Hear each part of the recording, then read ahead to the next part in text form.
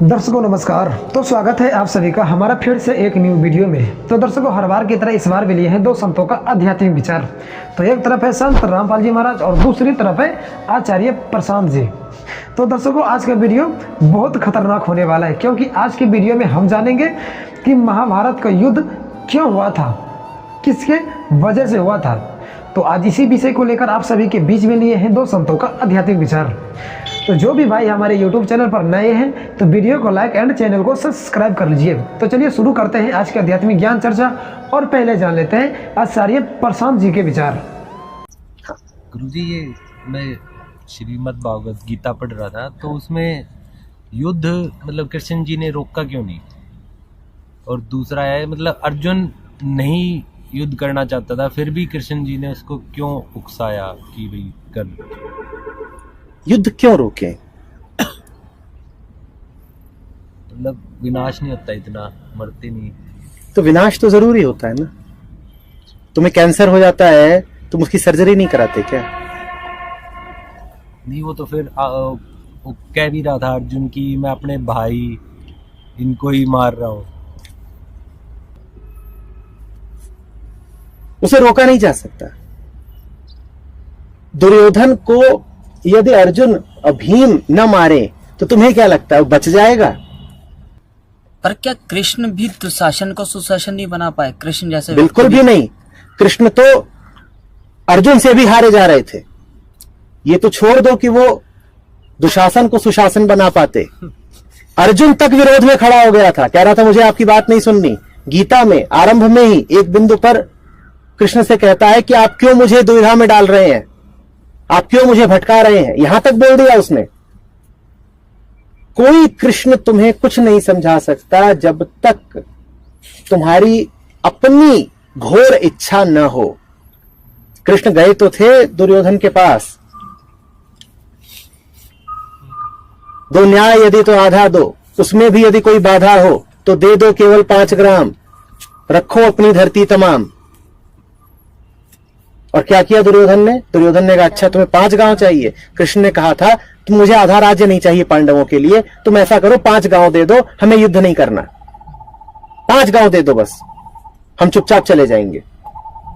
दुर्योधन ने कहा देता हूं 5 गांव। उसने सैनिक बुलाए कि कृष्ण को बंदी बना लो यहीं पर। कौन समझाएगा ऐसे को?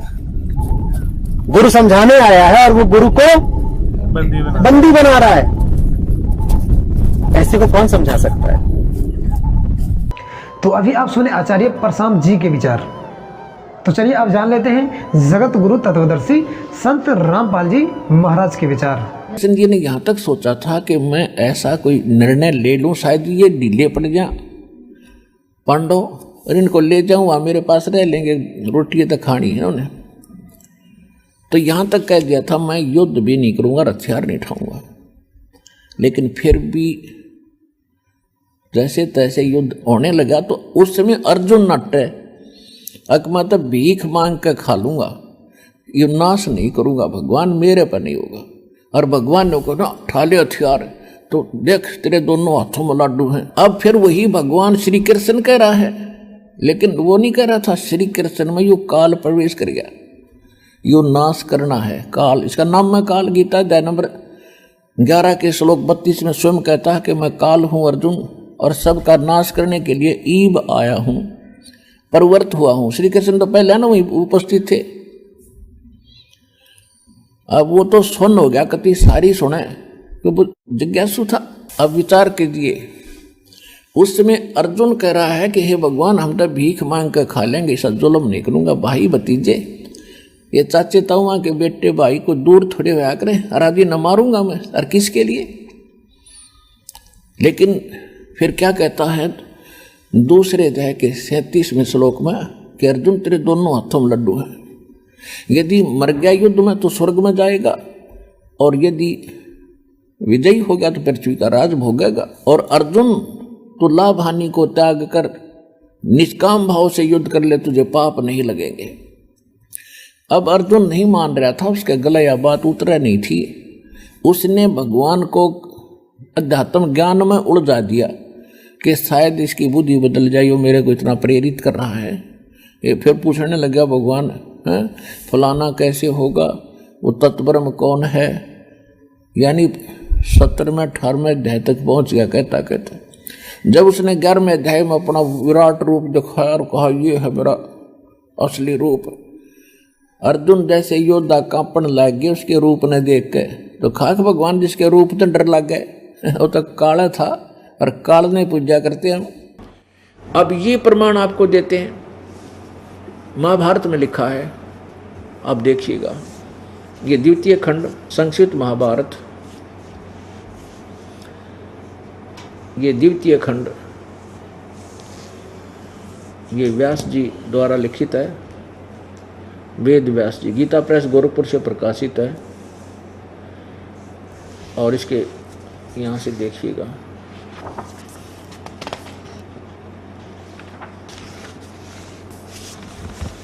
ये संक्षिप्त महाभारत द्वितीय खंड, महाभारत सरल और संक्षिप्त हिंदी अनुवाद, संपादक तथा संशोधक जयदयाल गोविंदका, और जयदयाल गोविंदका ने ही अनुवाद किया श्रीमद् भगवत गीता का, जो अब मैं आपको ये दास दिखाता है। और ये गीता प्रेस गोरखपुर से प्रकाशित है। प्रकाशक में मुद्रक हैं गीता भवन कार्यालय कोलकाता, गीता प्रेस गोरखपुर, गीता भवन कार्यालय कोलकाता का संस्थान। इसके 667 पृष्ठ पर ये देखिएगा,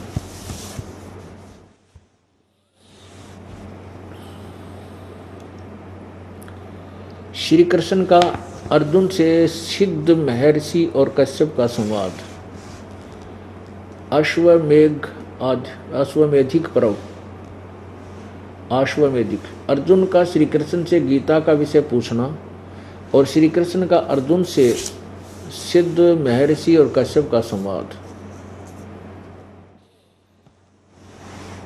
जन्मजेन पूछा, ब्रह्मन, शत्रुओं का नाश हो जाने के बाद जब महात्मा श्री कृष्ण और अर्जुन सभा में बैठकर वार्तालाप कर रहे थे, उसमें उनमें क्या क्या बातचीत हुई। वेस्पायन जी ने कहा, राजन, श्री कृष्ण के सहित अर्जुन ने जब अपने राज्य पर पूरा अधिकार प्राप्त कर लिया तो वे दिव्य सभा भवन में आनंद के साथ रहने लगे। एक दिन स्वजनों से घिरे हुए वे दोनों मित्र स्वेच्छा से घूमते घूमते सभा मंडप के ऐसे भाग में पहुंचे जो स्वर्ग के समान सुंदर था।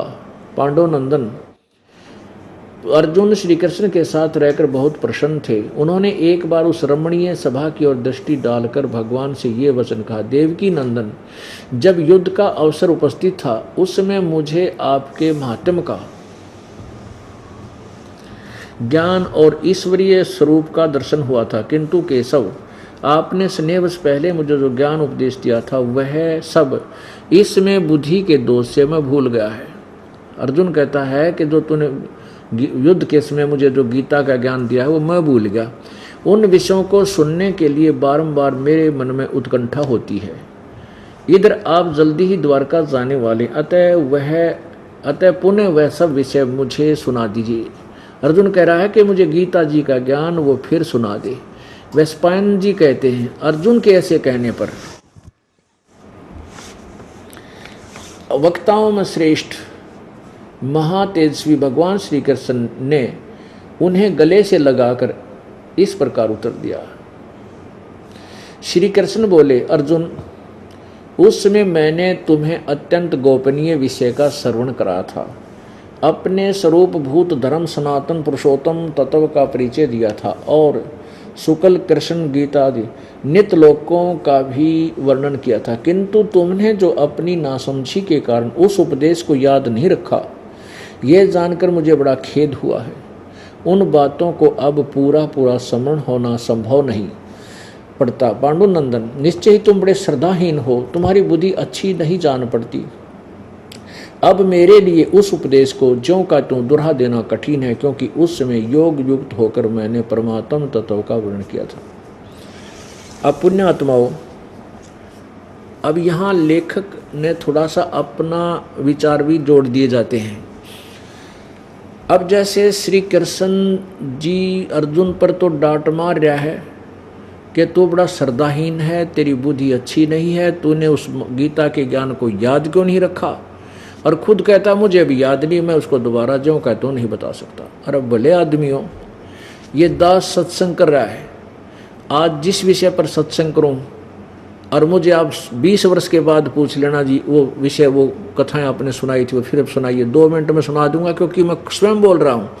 यदि मैं नहीं बोल रहा हूं और मेरे अंदर कोई प्रेत बोल रहा है तो फिर मैं यही अटकलबाजी लाऊंगा। मैंने ये क्योंकि सुन लेता है, जैसे भूत दूसरे में बोलते हैं, ये प्रेत पितर किसी में प्रवेश करके बोलते हैं और वो पता नहीं क्या क्या बातें कह जाते हैं। जब वो निकल जाता है प्रेत उसमें से, तो वो प्रेत जिसमें प्रेत प्रवेश थे वो आत्मा बोल, उससे पूछा जाता है कि तू ऐसे बोल रहा था, तू ऐसे बोली थी, तूने ऐसे कहा था, तो उसको कुछ याद नहीं रहता, तो उसको याद नहीं होता मैंने क्या बोला था। तो औरों से सुने हुए कुछ बातें याद रह जाती हैं कि मैंने कुछ बोला था, लेकिन उसने कुछ नहीं बोला होता, उसको याद भी नहीं होती। तो वो कई तो कहते हैं मुझे पता नहीं मैंने क्या बोला था, ऐसा ही है। तो प्रेत निकल जाने पर वो प्रेत बोलकर चला जाता। ऐसे ये काल प्रेतवत प्रवेश करके श्री कृष्ण जी में युद्ध करवाने के लिए अटकलबाजी और वेदों का भी यथार्थ ज्ञान और कुछ अपने विचार सोच उसमें डाल दिए, क्योंकि काल ये चाहता है कि इस प्राणियों को यथार्थ ज्ञान ना हो पावे और ये मेरे जाल में फंसे रहे। यानी उसने लिखा ना, मेरे में रहने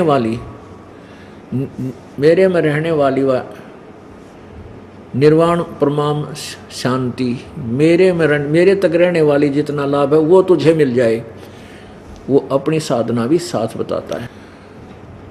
तो ये काल उसमें प्रवेश करता है प्रत्येक व्यक्ति में और अपना काम कर देता है जो इसने करना और करवाना है। इसने युद्ध करवाना था, श्री कृष्ण नट्टे अर्जुन मना करे, क्योंकि पहले श्री कृष्ण जी 3 बार गए थे शांति दूत बन के कि भाई युद्ध ना करो, और यहाँ तक कह दिया था कि मैं युद्ध नहीं करूंगा। तो ये युद्ध करके काल ने कराना था और श्री कृष्ण मना कर देते कि नहीं होना चाहिए युद्ध, बिल्कुल ठीक है, लेकिन श्री कृष्ण में काल प्रवेश करके ये जुल्म करवा गया, महाभारत का युद्ध करवा गया और वहाँ 18 करोड़ 18 सोनी सेना आपस में कट कर मर गई। तो अभी आप सुने दोनों धर्मगुरुओं का आध्यात्मिक विचार। तो आध्यात्मिक विचार में किसका ज्ञान सही था, कमेंट में आप हमें जरूर बताइए। तो मिलते हैं अगले वीडियो में, जब तक के लिए धन्यवाद। अगर तुम लोग नए हो तो सब्सक्राइब करो, वो जो लाल वाला बटन है उस पर फूट फेंक के मारो या फिर मोमबत्ती, मुझे नहीं पता, बस क्लिक हो जाना चाहिए। नहीं, सोचिए मत, सब्सक्राइब